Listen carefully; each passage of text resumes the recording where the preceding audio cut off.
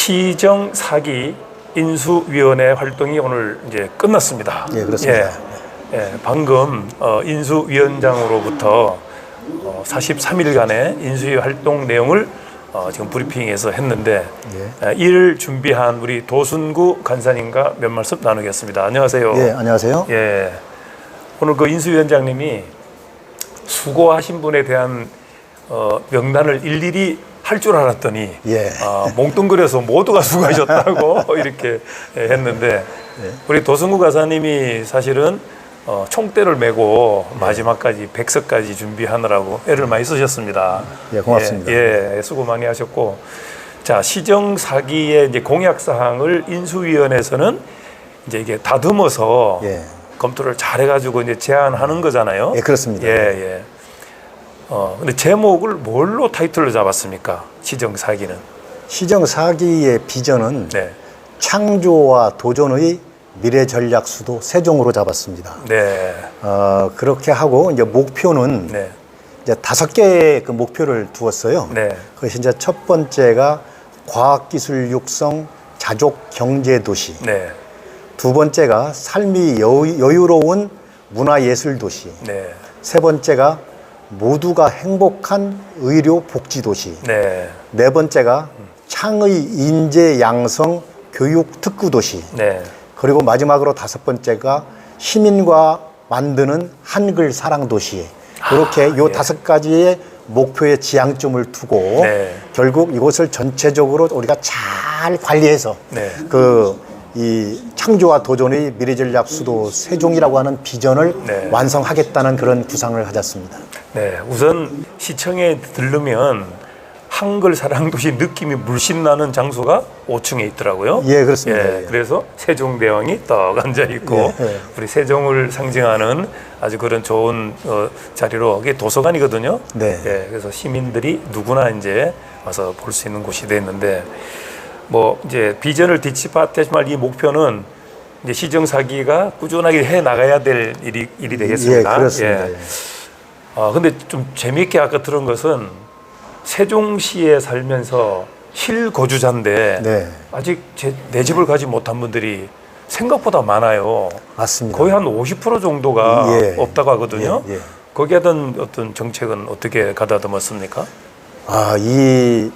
지금 방금 지적하신 것처럼 세종이 2가지의 문제가 있어요. 첫 번째는 그 무주택자의 비율이 지금 방금 말씀하신 것처럼 약 46% 정도 수준까지 지금 돼 있고요. 두 번째는 세종에 집은 있으나 외지인들이 소유하고 있는 그 비율이 전국에서 가장 높습니다.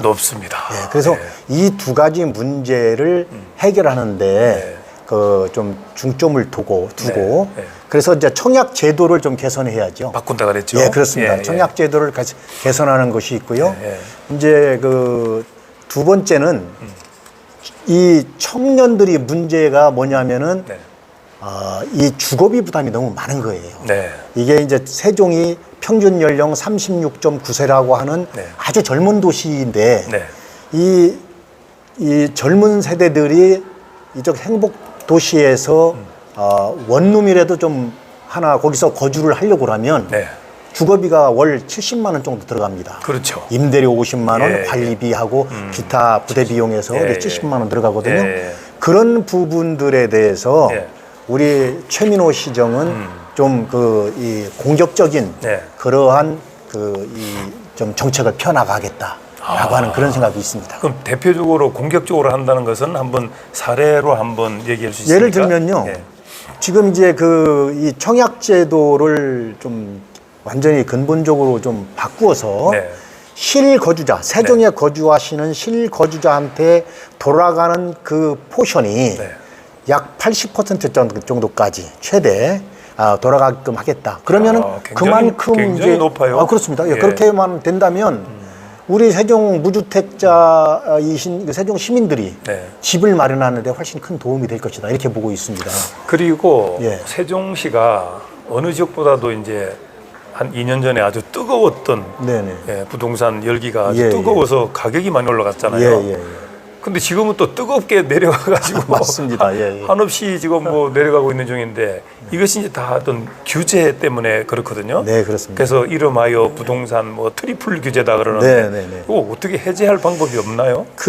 이 트리플 규제라고 하는 것이 이제 투기 지역, 네, 그다음에 두 번째가 투기 과열 지구, 네, 조정 대상 지역. 예, 예. 이렇게 세 가지로 지금 중복해서 좀 규제를 하다 보니까 여기에 부작용이 많이 있습니다. 네. 예를 들면 네, 무주택자가 집을 사기 위해서는 은행에서 대출을 받아야 되는데 그렇죠. 그게 LTV라고 하는데 네. 그런 데에서도 지금 이렇게 삼중 규제가 되니까 네. 불이익을 보고 있거든요. 네. 그래서 지금 방금 지적하셨던 것처럼 이제 그 집값이 자꾸 내려가고 있는 추세이니까 네. 우리 시에서 그런 부분들에 대해서 이 중복 규제의 해제를 네. 중앙 정부에다가 지속적으로 계속 건의를 해서 네. 다소나마 우리 세종 시민들이 겪고 있는 불편을 줄여드리겠다라고 하는 그런 정책입니다. 아, 그런 제안이 들어갔습니까? 그렇게 지금 예. 추진하기 위해서 우리가 공약을 그렇게 했습니다. 네. 네네. 자, 그리고 대평동 아시죠? 네네. 예. 거기 상가 공실이 거의 90%입니다. 맞습니다. 예. 그런데 지금 세종이 이제 시청이 이렇게 잘 지어놨지만 예. 이게 이제 뭐 38만까지 막 늘어나다 보니까 공문수도 많이 늘었어요. 예. 그래서 이제 사실은 사무실이 부족해서 여기저기 흩어져 있는 상황이거든요. 그런데 이제 이분들이 어떤 별관을 새로 지어서 바로 철수를 해버리면 상가 공실이 더 심화된다는 얘기거든요. 그렇습니다. 예, 예. 예. 요거에 대한 생각은 어떻습니까? 저는 그 지금 우리 최민호 시장님께서 그 정책을 이미 언론을 통해서 한번 공개가 됐고요. 오늘도 네, 우리 네. 서만철 인수위원장께서 네. 그 언론 브리핑을 통해서 말씀하셨지 않습니까? 네, 네. 뭐냐면 지금 세종시가 이제 사무실 공간이 부족하니까 제2 그 사무실을 지금 지으려고 계획을 했는데 네, 예. 지금 만약에 그 새로운 청사를 지어서 입주를 하게 되면 네.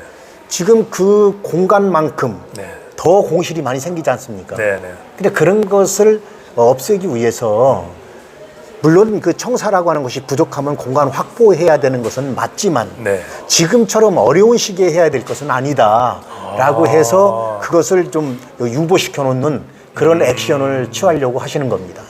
그 시민들의 애로사항을 예, 맞습니다. 공무원이 앞장서서 좀 예, 예. 도와주는 역할이네요. 맞습니다. 거기에 또 하나가 지금 이제 이 상가 공실 문제는 굉장히 그 원인을 살펴보면 네. 여러 가지가 복잡하고 네. 그 다음에 거기에 대한 대책도 종합적으로 이루어져야지 네. 한 가지 대책만 가지고 해결될 수 있는 문제가 아닙니다. 그렇습니다. 예, 그래서 예, 예. 우리가 지금 공약에 보면은 비단강 금빛 프로젝트라고 하는 것도 예, 예. 바로 이 상가들이 밀집되어 있는 금강변 쪽에 예. 그쪽에 어떠한 핫플레이스를 만들어 가지고 네, 네. 그래 가지고 공실을 해결하고요. 그 다음에 또 루미나리의 축제 같은 것도 지금 공약에 담겨져 있는데 네. 그것이 바로 그런 축제를 통해서 사람들이 많이 몰려야만 상가가 활성화된다. 그렇죠. 예. 예. 그래서 거기에 뭐 버스킹 존을 좀 조성한다든가 이렇게 해가지고 항상 사람이 몰리게끔 해서 그래서 상가 공실 문제를 해결하겠다는 보관이 깔려 있는 것입니다. 아주 그건 정말 중요한 얘기입니다. 예. 그래서 저희도 제가 인수위원장 첫 번째 시작하는 날 인터뷰 때 도대체 세종시는 놀거리가 없다, 볼거리가 맞습니다. 없다 이런 얘기를 좀 나눴거든요. 그 지금 비단강 금빛 프로젝트 같은 경우에는 지금 나와 있는 대로 저희는 이제 그런 얘기를 많이 했죠. 좀 대관람차를 좀 해서 금강 보행교도 좀 빛나게 좀 해달라. 네. 금강 보행교만 있으니까 오고 가는 사람들이 좀 단순하거든요. 그 금강 보행교 옆에 좀 이렇게 대관람차를 좀 했으면 좋겠다는 이런 그 바람을 갖고 있는데 한번 검토해 본 적이 있습니까? 지금 이제 이제 하나의 이 컨텐츠 하나를 가지고 지금 말씀하신 거거든요. 근데 이제 이 비단강 그 금빛 프로젝트에 보면 그 계획을 보면 여러 가지가 돼 있어요. 예를 들어서 그 생태 환경 그 공원 생태 공원도 있고요. 거기에 또 무슨 그 달빛 마켓 같은 이런 것도 좀 달빛 마켓 그런 이름만 들어도 처음에 이제 예. 들어 있고요. 그 다음에 루미나리의 이 축제 공간 반짝반짝하는 그렇습니다. 야간에 참 아름답죠. 이제 그런 공간들 전체적인 이런 종합적인 것이 이루어져야만 이것이 시너지 효과가 날 수가 있기 때문에 그런 쪽에서 종합적으로 검토를 하겠다는 그런 말씀을 드립니다. 알겠습니다. 그리고 뭐 여러 가지가 많지만 제가 그 마지막으로 한번 질문 드리고 싶은 것은 자 지금 이제 시정 4기 최민호호가 이제 출항을 했는데 지금 같이 일해야 될 공무원들은 뭐 그냥 가는 거지만 그 산하 기관장들은 전임 시장이 이렇게 어떤 정치적인 코드로 이렇게 임명한 분들이 있잖아요. 근데 이분들이 아직 임기가 많이 남다 보니까 사실 출발하는데 조금 어려움이 좀 있습니다. 이거에 대한 어떤 대책은 있습니까? 글쎄요, 그것에 대해서는 제가 직접 코멘트하기는 좀 어렵지만 아마 그 오늘 우리 인수위원장께서 기자 브리핑을 통해서 약간의 언급이 된 걸로 제가 이렇게 알고 있습니다. 근데 그런 내용이 예를 들어서 출자한 기관, 출연한 기관이 방만한 경영이다. 그러면 방만한 거를 어떻게 정확하게 확인을 한 건지, 그리고 뭐 채용 과정의 문제점이다. 그러면 그게 문제가 나타난 건지, 그거를 좀 알고 싶거든요.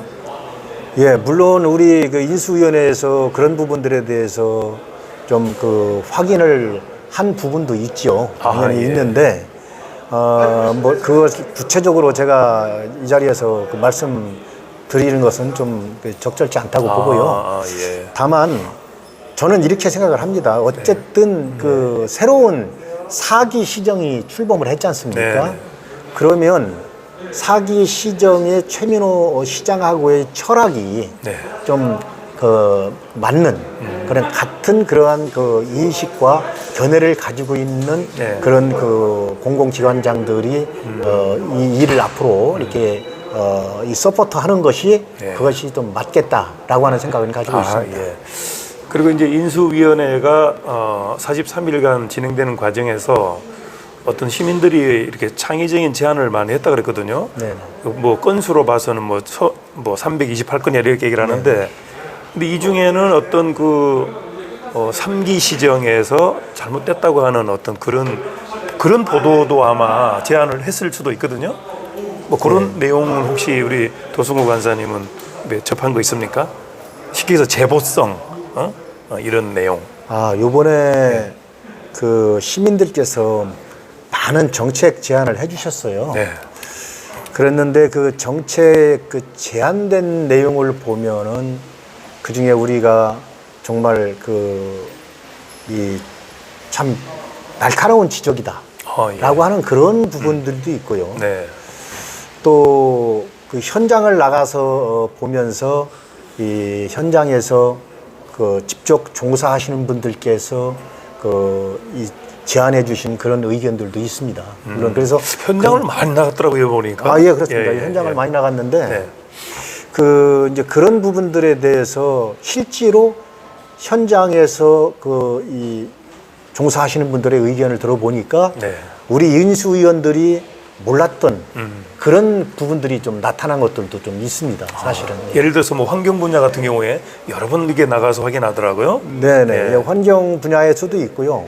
뭐 교통 분야에서도 교통 특별히 많이 다닌 것 같습니다. 그래서 이를테면은 지금 우리 현장에 나가서 확인해 보니까 지금 이 교차로 같은 경우, 이 교차로 같은 경우에 지금 이 서비스 등급이 F등급. 그래요? F등급이라고 하는 그런 교차로가 한 10개 정도 돼요.